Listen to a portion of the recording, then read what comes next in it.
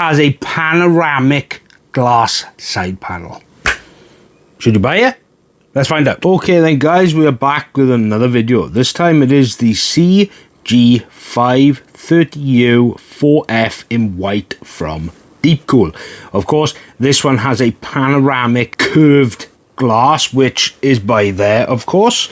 And yes, I got the white one because it looks fantastic. Right, let's get into some of the specs, shall we? As for the entire actual product dimensions, it's 475 by 285 by 380 millimeters. The actual weight is 7.3 kilos. ITX, micro ATX, and ATX, as well as the rear connector motherboards. As for the I/O, it does have two USB 3.0 ports. It does have a Gen 2 Type C. It does have a microphone as well as audio. It has a LED button because this is set up to as the resets. You can change the color, as well as a big power button. As for included fans, well, you do get 3 reverse fans on the side as well as a normal fan on the back. Actual fan support, well, you do have support for 3 120s or 2 140s on the top. The side does have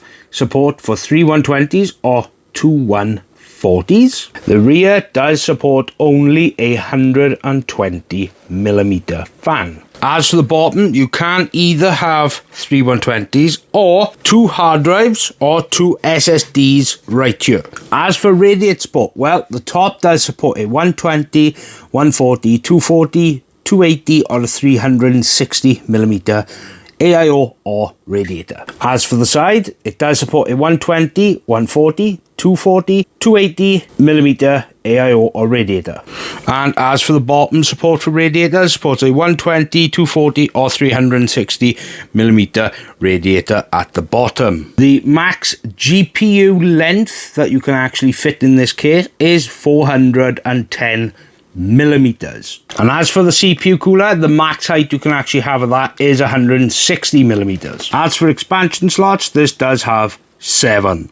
And as for the power supply, as you can see, this is a dual chamber case, so the power supply is at the bottom. It supports ATX, SFX and SFXL power supplies, and the max length is 210. Okay, so as for the back panel, as you can see, it comes with the included accessories, which of course are going to be the motherboard screws, standoffs, as well as the manual for this case. Now, as for drive support, it does support 2.5-inch drives here. Also does come with its own little ARGB hub, and as you can actually see from this, it has got loads of ample room for cable management and so forth. As for dust filtration, you do get dust filters at the top right here, which do pull off, and they are magnetic. And then you do get one at the bottom, which is also magnetic as well. And to take off the front glass, there is one screw here, and screw that there, like that, and then pull. And it should just clip out like this. It will clip out or slide out, and then once done, it's, there we go. And then it comes off with one piece of glass. So, let's get some hardware in this now, and let's test out the thermal, shall we?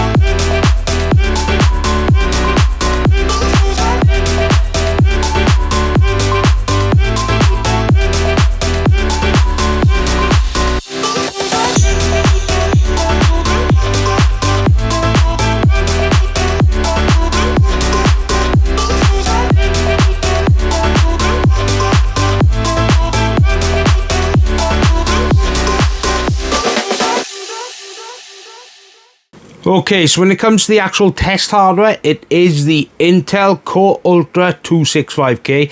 It's got 32 gigs of DDR5 from Kingston. It has a ASRock Z890 Riptide motherboard. It also has a 2TB Gen 5 drive from Apacer. It's got a 1000 watt Be Quiet power supply. It's got an RX 7800 XT Nitro, as well as the Royal Predator 130 from Thermalright for testing. Okay, so when it comes to the actual testing, it's the same way I test every case that comes through the channel. It's 50% with Cinebench R23 for the CPU and FurMark 2 for the GPU, and I run them for 20 minutes.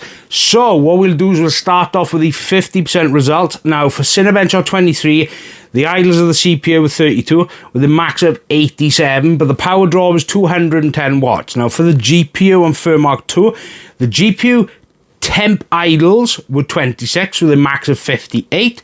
The GPU junction temp was an idle at 49 with a max of 80, and the GPU hotspot was an idle at 33 with a max of 87, and the GPU was drawing 274 watts during the testing. So for the 100%, well, we get through the Cinebench R23. Now the idles were a little bit higher. They were at 38 degrees, and the max it went up to was 86.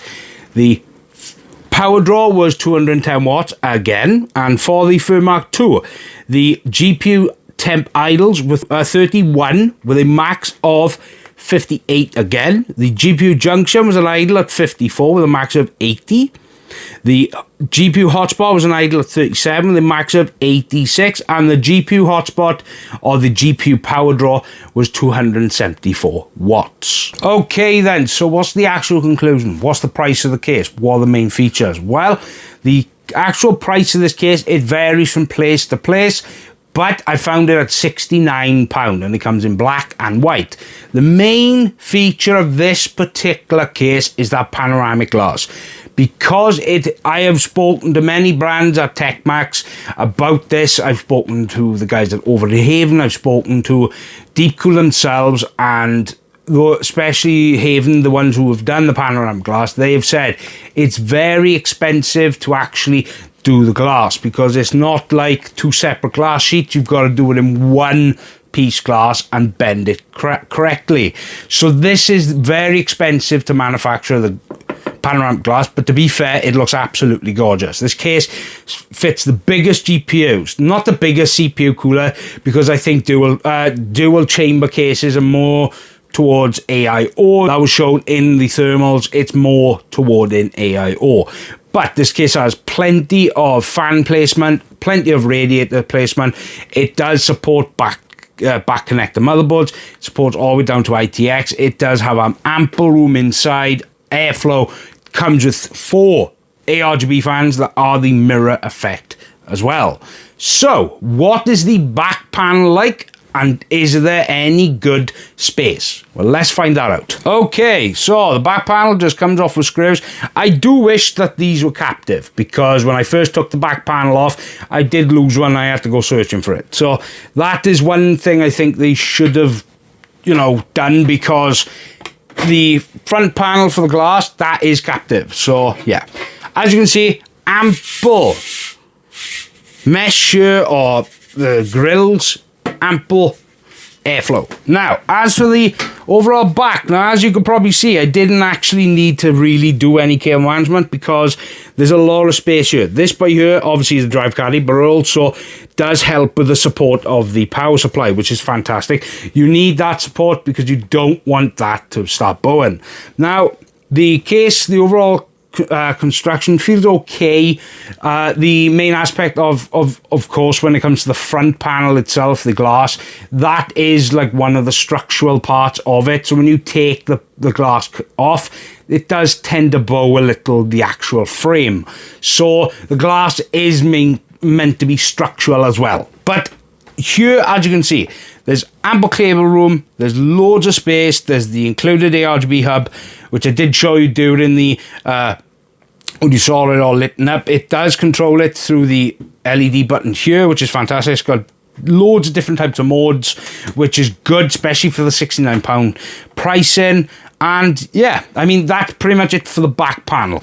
Okay, so final conclusion. Should you buy this case? Well, if you can find it at this price point, which I found on back to the office, which I did say in the beginning, at £69, which is a very nice price, but it's also a fantastic price for what you get. And you get loads of case fan space, loads of GPU space. Yes, CPU cooler, can't fit the biggest, but 160mm, it's fine. This is a dual chamber case. It is more meant for an AIO. Ample fan space, ample power supply space, ample space at the back for cable management. Just a good overall case for this price point.